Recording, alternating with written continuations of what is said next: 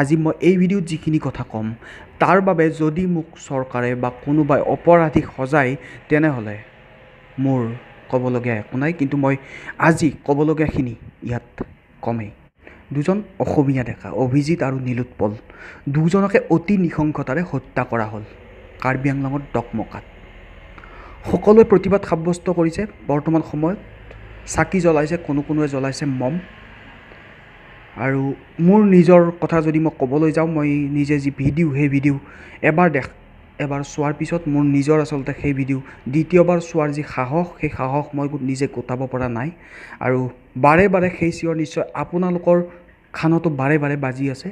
মই অসমীয়া হয়, মোৰ দেউতাৰ নাম গোপাল চন্দ্ৰ দাস, মাৰ নাম ৰাধিকা দাস, এজন অসমীয়াই কাৰ্বি আংলঙত আমাৰ অসমৰে এখন জিলা, আৰু তাত গৈ এনেদৰে ক'বলগীয়া হোৱাটো নিশ্চয়কৈ অতিকৈ দুৰ্ভাগ্যজনক। বৰ্তমান সময়ত আমি ন্যায় বিচাৰিছোঁ, আমি প্ৰতিবাদ সাব্যস্ত কৰিছোঁ, বিভিন্নজনে বিভিন্ন ধৰণে প্ৰতিবাদ সাব্যস্ত কৰিছে। আজি জুবিন দাও মৌন প্ৰতিবাদ সাব্যস্ত কৰাৰ বাবে তাৰকাগৃহত এটা কাৰ্যসূচী, তাত তাৰকাগৃহৰ ওচৰত এটা কাৰ্যসূচী ৰখা হৈছে। কিন্তু এটা কথা একেবাৰে নিশ্চিত যে আমি মাত্ৰ কেৱল প্ৰতিবাদহে কৰিব পাৰোঁ, আমি মাত্ৰ ন্যায় প্ৰদানৰ বাবে আহ্বানহে জনাব পাৰোঁ, তাৰ বাদে কিন্তু আমি একো কৰিব নোৱাৰোঁ। এই কথা একেবাৰে নিশ্চিত। আৰু এই সকলোখিনি নিৰ্ভৰ কৰিছে কিন্তু চৰকাৰ। প্ৰথমে ক'ব বিচাৰিছোঁ যে যদিহে তেওঁলোকক সোপা ধৰাৰ সন্দেহত কৰায়ত্ব কৰা হৈছিল, কোৱা হৈছিল যে এটা ফোন কল আহিছিল আলফা নামৰ এজন ব্যক্তিৰ পৰা ডকমকা গাঁৱৰ কোনো এটা চুবুৰীলৈ যে সোপা ধৰা গৈ আছে, তেনেহ'লে তাত বাৰু পুলিচ প্ৰশাসন নাছিলে নেকি? পুলিচক জনাব নোৱাৰিলে হয় নেকি? নে তাত পুলিচ প্ৰশাসনৰ কোনো অস্তিত্বই নাই?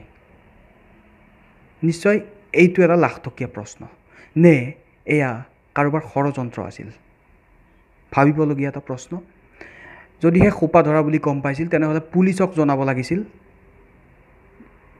কিয় জনোৱা হ'ল আন লোকক?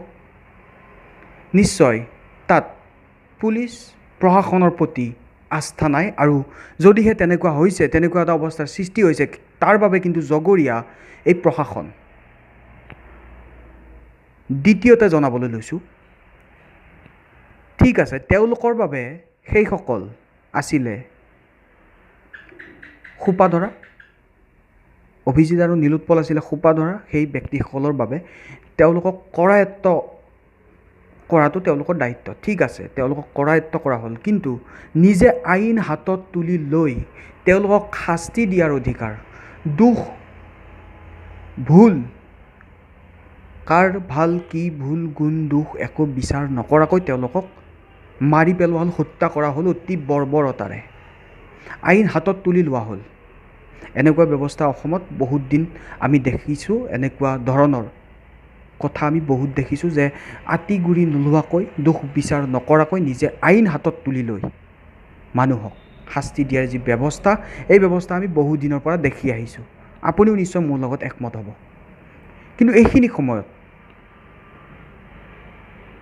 লক্ষণীয় বিষয় এইটোৱেই যে আজিৰ মানুহে যেনেদৰে আইন আচলতে নিজে হাতত তুলি ল'ব পৰা হ'ল, এই সুবিধাখন, এই যি সুযোগ কিন্তু দিছে চৰকাৰে বা প্ৰশাসনে। কিয়নো যদিহে তেওঁলোকে প্ৰথম অৱস্থাৰে পৰা এই বিষয়ৰ ক্ষেত্ৰত উচিত ব্যৱস্থা যদি ল'লে হয়, তেনেকুৱা ধৰণৰ ব্যক্তিৰ ওপৰত যদি সৰুতে পুলিয়ে পোখাই উভালিলেহেঁতেন, এনেধৰণৰ ব্যক্তিৰ যদি এটা ভয় খোৱা শাস্তি হ'লহেঁতেন, তেতিয়াহ'লে এনেধৰণৰ আচলতে যি আইন হাতত তুলি লোৱা প্ৰকৃতিৰ মানুহ, তেনেহ'লে তেওঁলোক নিশ্চয় চুপচাপ থাকিবলৈ বাধ্য হ'লহেঁতেন। ইয়াত কিন্তু উদগনি কিছু পৰিমাণে চৰকাৰেও দিছে। আপুনি কি কয়? আপোনাৰ মতামত নিশ্চয়কৈ জনাব তলত কমেণ্ট বক্সত। তৃতীয়তে জনাবলৈ লৈছোঁ যে সেইখিনি মানুহ শিক্ষিত হয়নে নহয়, তাত বাৰু শিক্ষাৰ পোহৰ পৰিছেনে নাই, চৰকাৰে তাত স্কুলৰ ব্যৱস্থা কৰিছেনে নাই, মহিলাসকলৰ পোৱা যি ভাষ্য, মহিলাসকলৰ পৰা ইলেক্ট্ৰনিক মিডিয়াত যি ভাষ্য তাত দেখা গৈছিলে, পিছত ঘটনা সংঘটিত হোৱাৰ পিছত তাত এটা কথা একেবাৰে স্পষ্ট হৈ পৰিছিলে যে 15-16জন ব্যক্তি নাছিলে, যি 16জন ব্যক্তি গ্ৰেপ্তাৰ কৰা হৈছে তেনেধৰণৰ 16জন ব্যক্তি বা 15জন ব্যক্তি তাত জড়িত নাছিলে। মহিলাসকলে তাত স্পষ্টকৈ কৈছে যে 150-200 ব্যক্তি 2-3টা চুবাৰ ব্যক্তি তাত জড়িত আছিলে। আৰু তাত হয়তো এজন হ'লেও এনেকুৱা জ্ঞানী মানুহ ওলাব লাগিছিলে। মই ভাবোঁ নিশ্চয় তাত প্ৰশাসন বা চৰকাৰে সেই ব্যৱস্থা কৰা নাই, শিক্ষাৰ সুব্যৱস্থা তাত হোৱা নাই। সৰু সৰু ল'ৰা ছোৱালীবোৰে পঢ়িছেনে নাই তাৰ ব্যৱস্থা, তাৰ কথা হয়তো তেওঁলোকে চাব লাগে। মই ভাবোঁ আপোনালোকে কি ভাবে জনাব। লগতে জনাইছোঁ মহিলাসকলৰ পৰা পোৱা আন এটা ভাষ্য, তাত কোৱা হৈছিলে যে মদ খাই সেইখিনি সময়ত কাৰ্বি জনগোষ্ঠী আছিলে, যিহেতু তাত জনগোষ্ঠীয় মদ হয়তো চলে, আৰু সেয়াও হয়তো এটা কাৰণ হ'ব পাৰে যে তেওঁলোকে তাত সংযম হেৰাই পেলাইছিলে।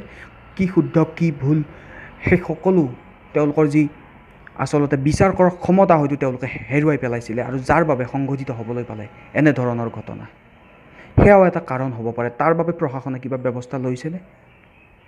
আৰু একেবাৰে লক্ষণীয় বিষয় এইটোৱে, যি প্ৰশাসনৰ ওচৰৰ পৰা গাই এৰা মন্তব্য কিছুমান দিয়া হৈছিলে, যে মোৰ প্ৰশ্ন এইটোৱেই তেখেতসকললৈ যে আমি কিয় ৰাতি ঘূৰিব নোৱাৰোঁ?